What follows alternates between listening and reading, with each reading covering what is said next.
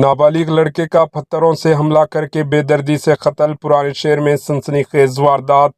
ریاست تلنگانہ کے دارالحکومت شہر حیدرآباد کے اولڈ سٹی کے علاقے میر عالم ٹینک کے قریب نابالغ لڑکے کا بے دردی سے قتل کر دیا گیا۔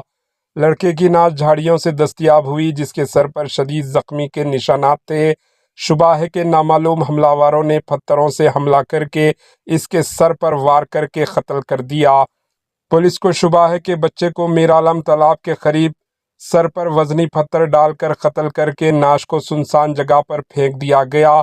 مقامی افراد نے جب نعش دیکھی تو فوری طور پر پولیس کو اس کی اطلاع دی، جس کے بعد پولیس نے موقع پر پہنچ کر تحقیقات کا آغاز کر دیا۔